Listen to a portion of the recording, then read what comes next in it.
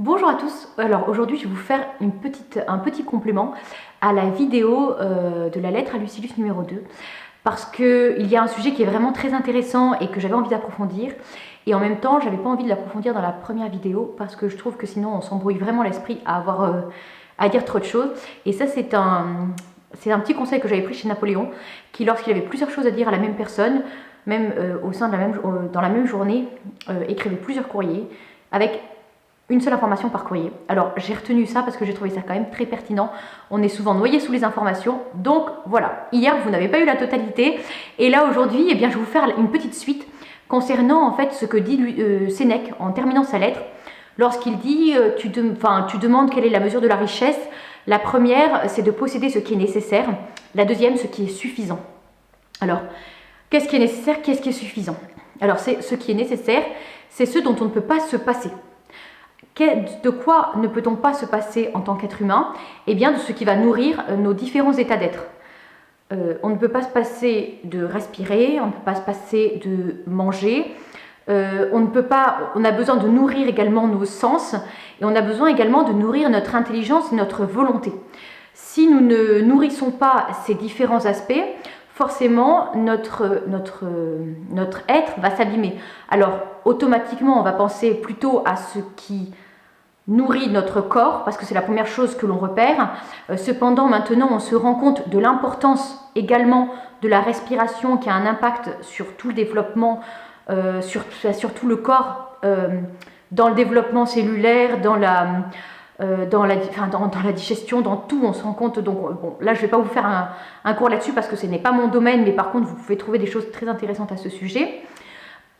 Pour l'alimentation, c'est la même chose, on commence de plus en plus à faire attention.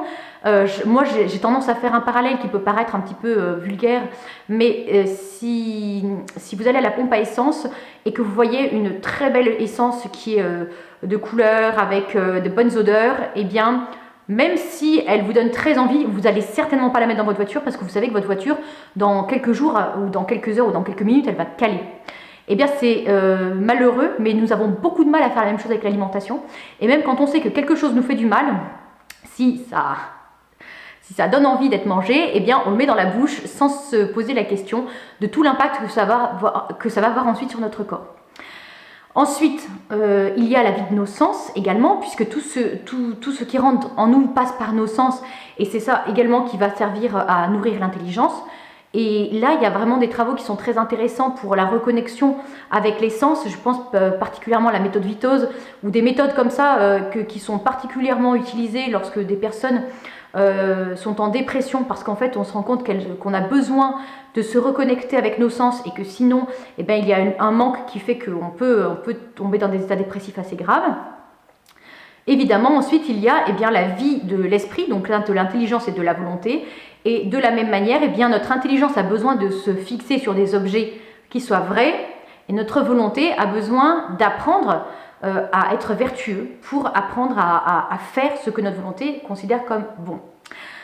Quand je dis considère comme bon, ça ne veut pas dire que je dis que que c'est relatif à ce que nous pensons, mais à défaut d'avoir un objet qui soit vrai, ça veut dire que même si on est dans une erreur, eh bien, il est quand même bon de se fixer dessus, puisque si notre intelligence s'est fixée sur un objet et que notre volonté fait l'effort, eh bien, à un moment donné, on pourra comprendre qu'on fait une erreur et on va pouvoir progresser.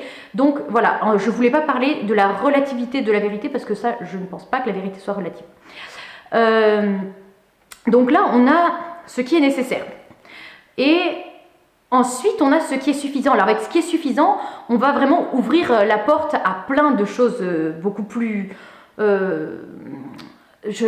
du tout superficielles, mais qui vont, en fait, sont moins importantes dans notre survie, mais qui sont pas moins importantes dans notre vie, et qui, elles, vont rentrer dans ce dont je parlais hier, qui est ce que l'on fonde.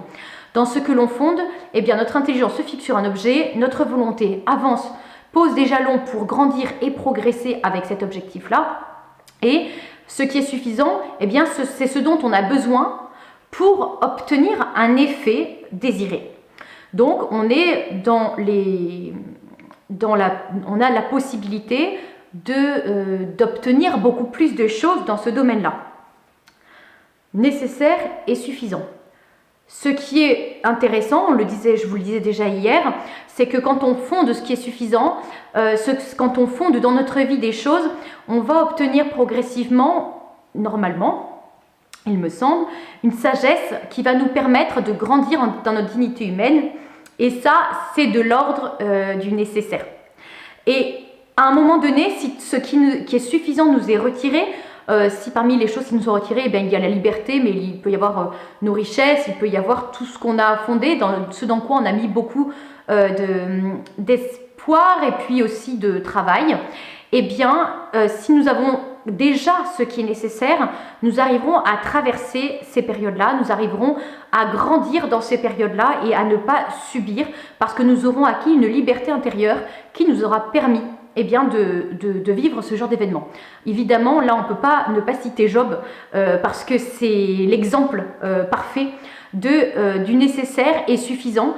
Job, qui était un homme de la Bible, donc riche, avec une grande famille et une prospérité, et tout le monde le reconnaissait, lorsqu'il perd tout, famille, richesse, reconnaissance de ses pairs, eh bien, il garde la foi. Alors, bon, évidemment, avec la question de Job, il y a la question de l'espérance. On n'est plus dans l'espoir, on est dans l'espérance, puisque Job croit en Dieu. Mais ce qui est important, c'est de se dire que Job a tout perdu. Il a perdu ce qui était, non pas de l'ordre du nécessaire, mais ce qui était de l'ordre du suffisant et qui lui permettait d'avoir une vie très honorable. Et pourtant, tout ce qu'il avait fait, en fait, il l'avait fondé.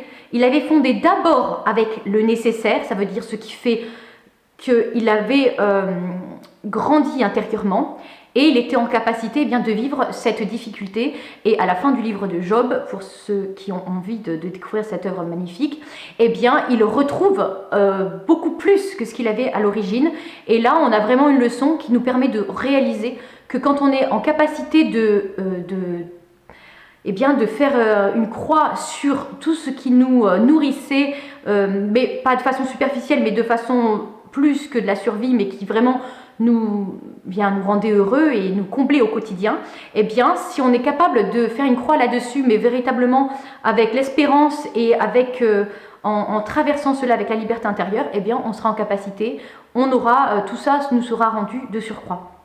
Donc, cette question de nécessaire et suffisant, qui est très intéressante et que Sénèque aborde à la fin de son œuvre, elle rentre vraiment dans toute la problématique de ce dont nous parlions hier, à savoir, il faut fonder dans notre vie, il faut fonder des choses qui sont véritablement belles et qui nous nourrissent, et il faut que ces choses-là, en grandissant, elles nous fassent surtout acquérir le nécessaire qui va permettre de vivre dans les périodes difficiles. Voilà, j'espère que cette explication complémentaire vous aura plu, et puis on se retrouve dans quelques temps pour la 3e lettre à Lucilius.